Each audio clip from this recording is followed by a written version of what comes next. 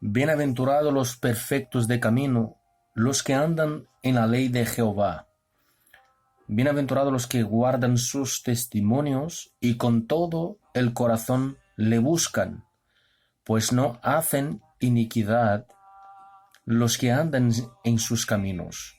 Tú encargaste que sea muy guardado tus mandamientos.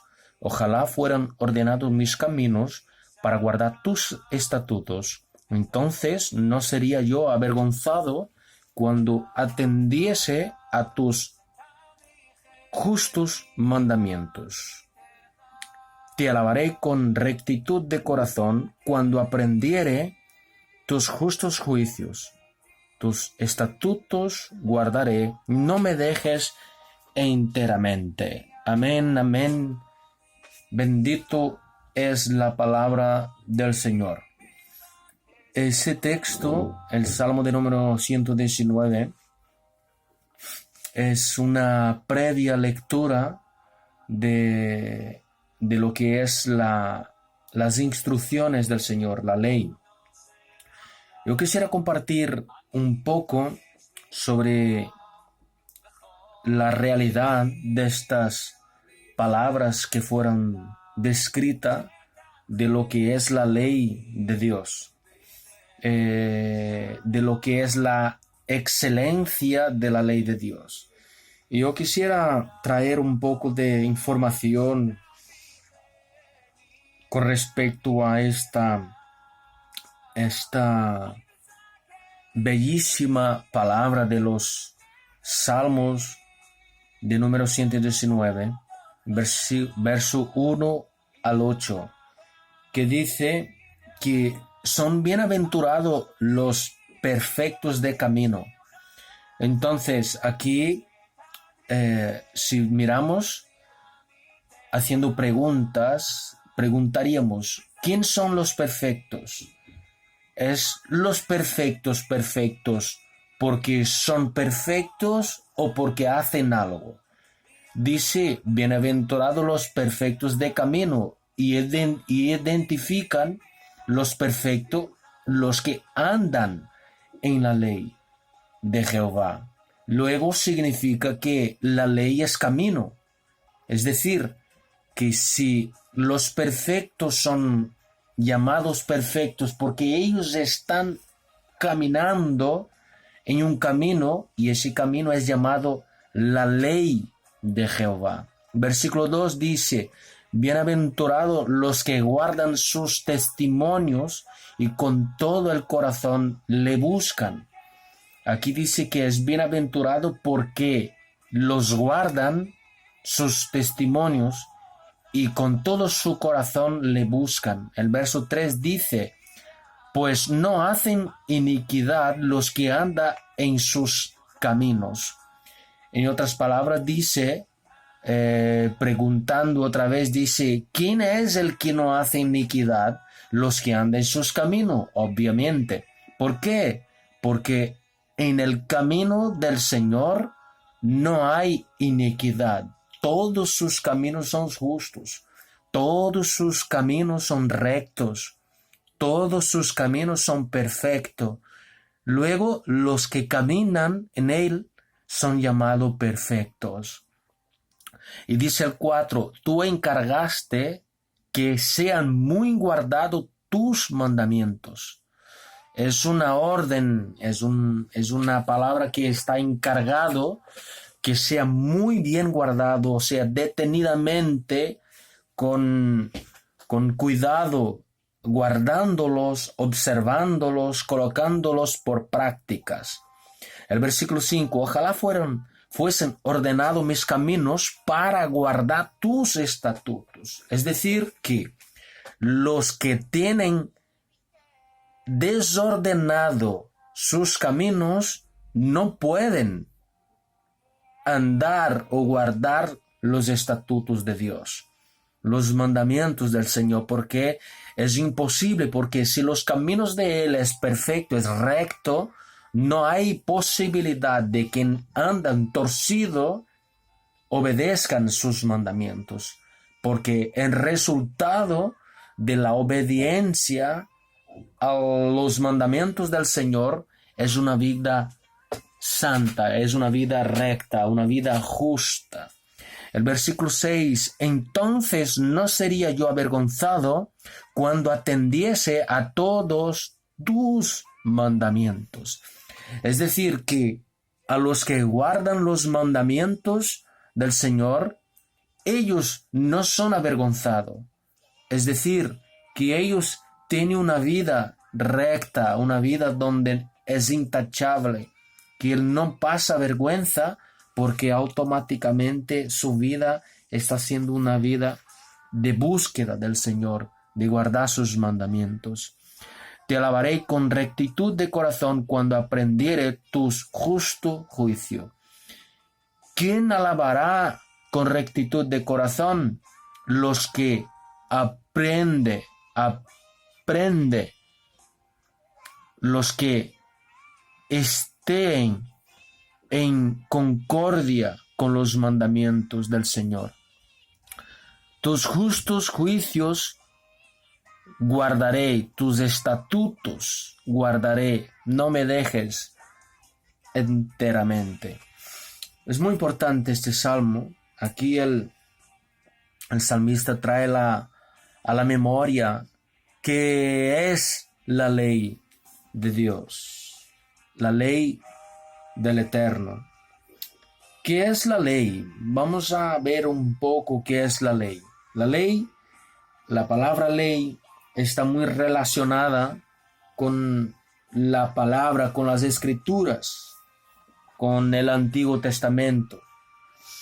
En ese pequeño estudio quiero hablar y a la vez aclarar muchos conceptos quizás de la realidad de la ley de Dios, de los mandamientos.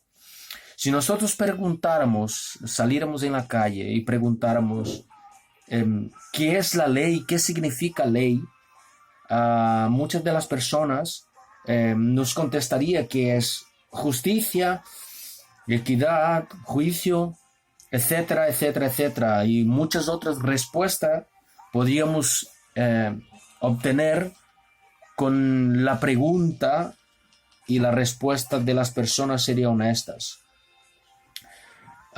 Pero en realidad, ¿qué es lo que los creyentes de la actualidad, del siglo XXI y más atrás también, que hablando desde la Reforma protestante, desde antes o después de la Reforma, qué es lo que ellos piensan, qué opinan ellos de la ley de Dios, de la Torá? Ellos piensan, si preguntamos, ellos dirían que es sinónimo de esclavitud, de opresión, de yugo, de condenación y otras cosas semejantes que nosotros podemos encontrar cuando hablamos con algunos hermanos con respecto de toda esta doctrina de la ley de Dios. Es interesante porque cuando preguntamos automáticamente ellos tienen ya la respuesta, pero ¿qué verdaderamente podemos ver qué es la ley? ¿Qué en realidad qué es la ley? Cuando nosotros miramos para la Biblia, dejando la Biblia mismo hablar, nosotros podemos defender la Biblia en sentido de que ella misma puede defenderse a sí mismo, utilizándola para dar solidez a los argumentos que nosotros tenemos de lo que entendemos que es la ley de Dios. La palabra ley, tal y como aparece en nuestras Biblias, se ha malinterpretado a lo largo del siglo. Hasta hoy nosotros tenemos esta palabra ley. Cuando hablamos ley, la gente automáticamente tiene un rechazo cuando hablamos de la ley. Pero, ¿qué significa la ley? La palabra ley, tal y como aparece en la Biblia, ella aparece en Strong, número 8451, que es la Torá. Torah. ¿Qué significa la palabra Torah? Que es lo que nosotros tenemos para ley. La Torah significa instrucciones, significa camino, significa una flecha al blanco. En otras palabras, está diciendo que la Torah es una dirección puntualizada en la voluntad de Dios. Es una flecha puntualizada en la voluntad de Dios, cuyo significado más preciso que instrucción nosotros podemos tener en esa palabra Torah. Ella es la instrucción, pero ¿de quién? ¿Instrucción de quién? Instrucciones de Dios para su pueblo. ¿Quién es su pueblo? El pueblo que le ha escogido, el pueblo que le ha librado de la esclavitud. Y hoy nosotros fuimos hechos su pueblo. ¿Y qué instrucciones tenemos para vivir una vida de santidad? En otras palabras, podemos ver que si nosotros cogemos el ligero significado o interpretación que la gente han dado al respecto de la ley de Dios, podemos ver que se dicen por ahí que nosotros ya no estamos bajo la ley, más bajo la gracia. Si en realidad nosotros no estamos bajo la ley, en otras palabras estamos diciendo que nosotros ya no estamos bajo las instrucciones de Dios. Entonces, no puede significar en este pasaje que nosotros no estamos bajo la ley, que no estamos más bajo la instrucción de Dios. Por eso me veo en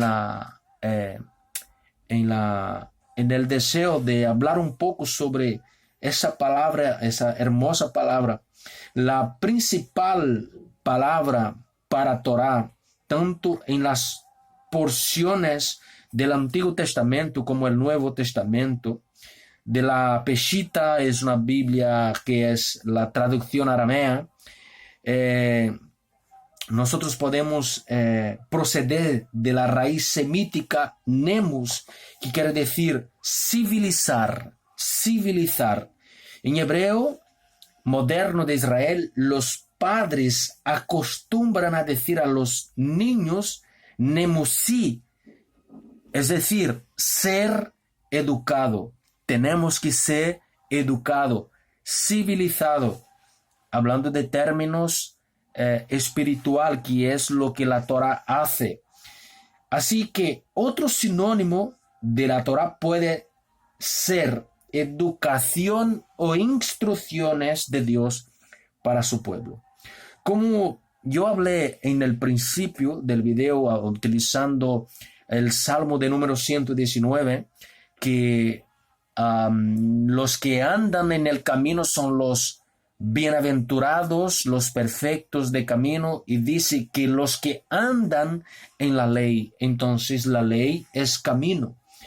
Y trayendo aquí también el significado de la palabra ley, Torah, el significado más exacto de la palabra instrucción.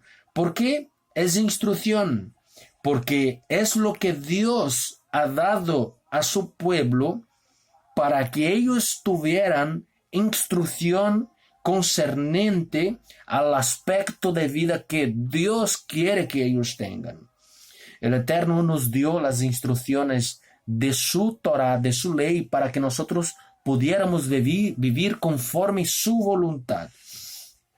Muy interesante, porque en otras palabras dice que no hay manera de agradar a Dios, a agradar al Eterno, si no es por medio del estudio de su Torah, de su palabra. Hermoso eso, hermoso. Entonces, las instrucciones de Dios nos trae beneficio para nuestras vidas. ¿Cuál debería ser el trato entre los matrimonios? La Torah nos enseña cómo tiene que ser. Nos enseña cómo tenemos que trabajar, cómo hacer el trabajo en la tierra.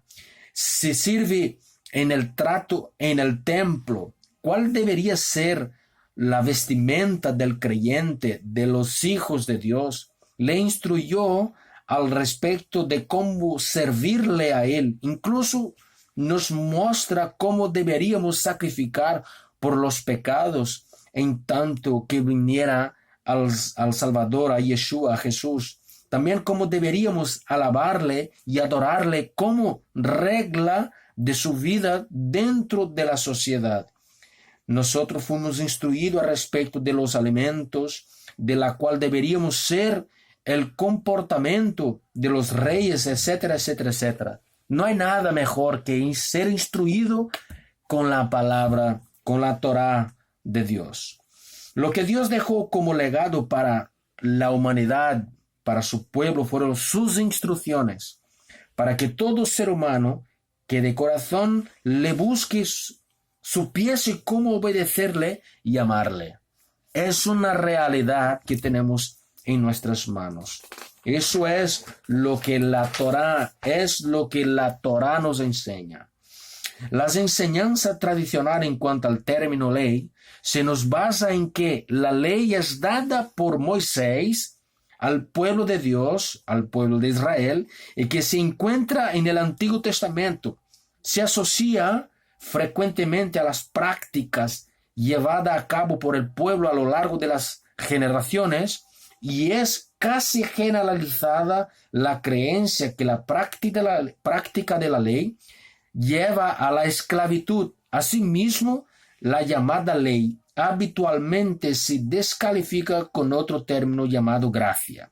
Ahora bien, la enseñanza tradicional dicta que el creyente en Yeshua, en Jesús, ya no debe practicar la ley, por causa de que ahora estamos libres de ella. Sin embargo, y a pesar de que la ley tiene sus orígenes con los llamados 10 mandamientos, el creyente no sabe realmente si bien debe seguirlos, ya que su lógica dice que sí. Sin embargo, cuando se cuestiona si debe aceptar la ley, y la respuesta que encuentra es un no de parte de sus líderes, entonces se encuentra ante un gran conflicto, por lo que es necesario que intentemos aclarar este punto de las Escrituras con respecto a lo que nosotros tenemos hoy día con los creyentes. La ley nunca fue dada para que el hombre fuera salvo por medio de ella. Nunca fue dada para que el hombre sea salvo por medio de la ley.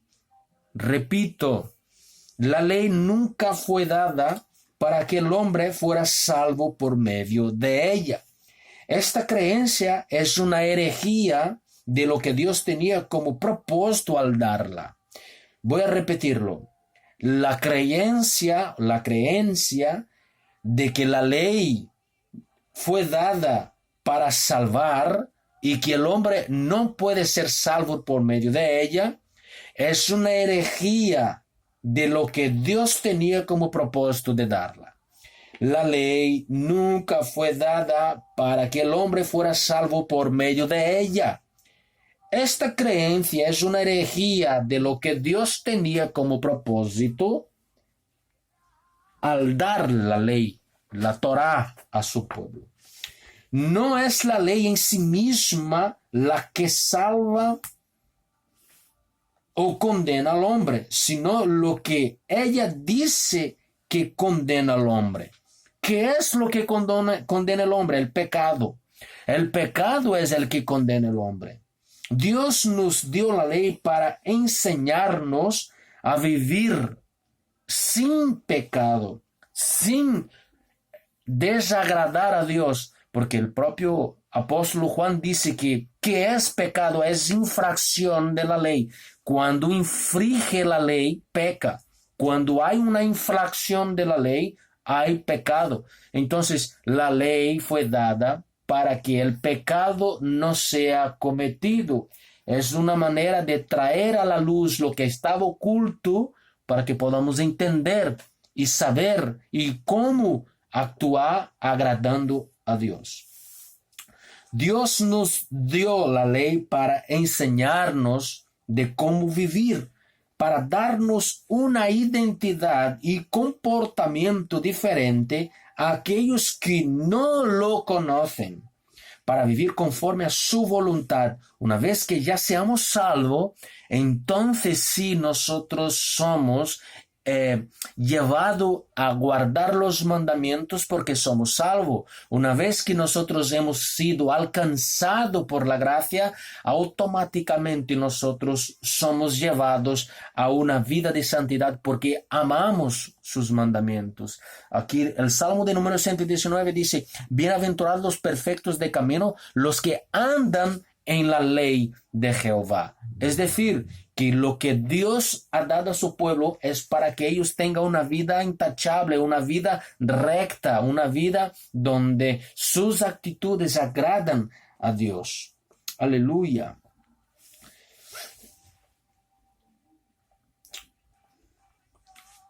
Un ejemplo citado: el pueblo que fueron salvo o librado de Egipto en Éxodo, el pueblo estaba esclavo, ellos no eran libres, estaban bajo condenación, es decir, en pecado, no eran salvos. Cuando les dio Dios su ley y decretos, no fue en Egipto. Cuando ellos recibieron sus mandamientos, sus ordenanzas, cuando ellos recibieron las ordenanzas de qué hacer, qué no hacer, de qué fiesta celebrar, de qué día descansar, ellos recibieron en el monte Sinaí, ya libre de la esclavitud de Egipto. Egipto simboliza pecado, el mundo. Entonces, cuando ellos fueron libres de Egipto, entonces ellos recibieron los mandamientos para que ellos pudieran actuar conforme a lo que ellos habían sido hechos libres. Ellos fueron librados de la esclavitud de Egipto para llevar una vida de libertad, una vida de libertad. Aleluya.